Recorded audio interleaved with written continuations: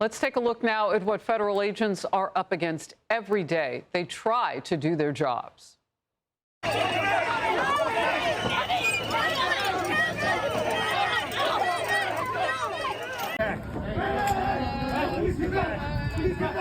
Hold back, hold back. Get back!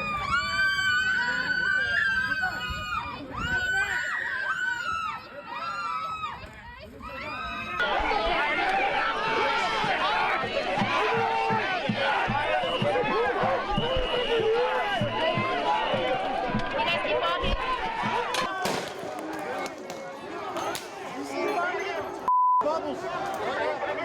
Bubbles!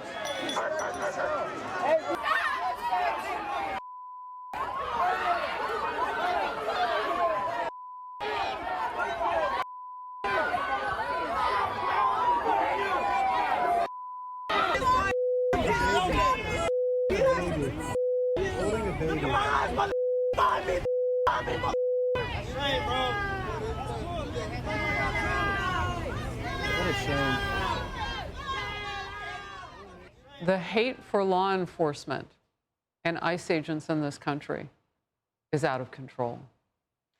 In a moment, Border Czar Tom Homan will react to Chief Bovino's testimony and the continued violent attacks on law enforcement. Let's begin with senior correspondent Mike Tobin, who's outside that Chicago courthouse. Mike. And Harris, Chief Bovino is before Judge Sarah Ellis right now. So far, she has walked him through the particulars of the temporary restraining order, and they're going to move to the point where she starts asking him questions about the actions of Border Patrol agents in and around Chicago. He entered the Dirksen Federal Building about an hour, 20 minutes ago through the southeast exit of the riot fencing that surrounds the courthouse now, to the chance of lock him up with a small group of demonstrators. We actually anticipated a large group of demonstrators, but a small group heckled him as he came into the building. Now, a key piece of evidence that's going to be introduced in court here today is video of Bovino lobbing a tear gas canister into a crowd of demonstrators in Chicago's Little Village neighborhood. DHS says a crowd in the predominantly Hispanic neighborhood had become aggressive when Border Patrol agents were detaining people. Also, that objects were thrown at agents. Bovino was hit on the head before the tear gas was deployed. Bovino told Fox News last week that he believes Border Patrol will come out on top of this thing. You watch our agents. They operate with extreme professionalism. They do everything right. I've not seen one instance of something that was out of control or wrong. We're well used to this on the border. We're well versed in it, and I think that we're on good, solid legal footing. A journalist group called the Chicago Headline Club brought suit looking for a restraining order that would prevent federal agents from using crowd control munitions like tear gas and pepper balls. Judge Ellis issued a ruling that federal agents need to give 2 separate warnings before deploying crowd control weapons, and attorneys for that Chicago Headline Club claim the federal agents have lied about rocks thrown at them and the extent of the threat they faced before crowd control weapons were used. And in fact, those attorneys filed some paperwork last night looking to ban all crowd control munitions until this temporary restraining order can be decided. Harris? All right, Mike, thank you very much. And focus now, Border Czar Tom Homan. I first just want to get your reaction to Chief Bovino in court today and where this is going next. Well, look, I know Chief Bovino. He's a friend of mine. I met him in Los Angeles during when they got out of control there, when peaceful protests turned into criminal activity and ICE officers were being assaulted and our federal buildings were being attacked. So he's a professional, he's a patriot, and I believe he's going to do well in court today. And I wouldn't call them crowd control measures.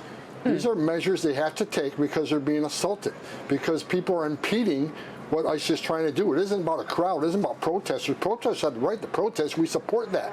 But when they cross that line and they're throwing weapons, throwing objects at ICE, assaulting ICE officers, or impeding their movements, preventing them from leaving a building with a detainee in their possession, that's where you've got to draw the line. I've said from day one, when you cross that line, you'll be held accountable. You'll be prosecuted. So I wouldn't call them crowd control measures. I would call them criminal response measures to keep our officers safe. And not only are officers safe, the detainees they have in their custody, keeping them safe. Yeah, we've seen instances where, you know, the guns have pointed and killed a detainee. Like, yes. It's out of control. Look, I want to get to this because it speaks to some change that's happening. The Homeland Security Department released some data showing so far this year more than 2 million illegal aliens have been deported. Nearly 600,000 captured within the United States and expelled. 1.6 million voluntarily deported, but the administration wants to pick up that pace. So there's all of that. And Tom, usually you will bring us those numbers. So let me get some reaction on this part of the story. Fox has learned of a big shakeup of immigration and customs leadership. DHS has reassigned chiefs in up to a dozen cities, including the ones you see right here on the map. They will likely be replaced with officials from Border Patrol and Customs and Border Protection. Look, with all of the success that you're seeing, why these changes? Well, first of all, the numbers are accurate. I mean, by the end of this year, by the end of December, we'll have over 600,000 removals. I looked at the numbers this morning. We're at 554,000 deportation. If you extrapolate out for 12 months, this is historic, the biggest deportation operation that we've ever seen. And so the numbers speak for themselves. Most secure border in history of the nation. As you said, record deportation operation. And let's not forget, we have found over 23,000 children, rescued many from forced labor trafficking and sex trafficking that the last administration wasn't even looking for. 100%. So great success. Yeah. So great success by this administration. You're exactly right. Look, personnel changes happens a lot. These are changes being. I'm not sure if they've actually been in place, and I'm not sure how many this is affecting. But Secretary of Homeland Security Kristi Noem has total authority over ICE and who serves in what positions. So, you know, I think the results speak for themselves. I think we're not going to be slowed down by any story about changes in leadership. I can tell you that Trump administration is dedicated to achieving a record deportation, vast majority being criminal aliens, making this country safer every day. But as far as personnel changes, that's under the purview of the Secretary of Homeland Security. I'm at the White House and work with people like Stephen Miller, one of the most brilliant people I've ever met, to accomplish strategic policies and plans, how to get success, how to maintain success, and how to get the numbers even higher. Look, Fox News has been monitoring a situation where some of these ICE chiefs are saying that they don't agree with how things are being carried out. And I just want to get your thought on that, because things are rolling along. So any changes at this point, it's like any other mission. It does have an effect.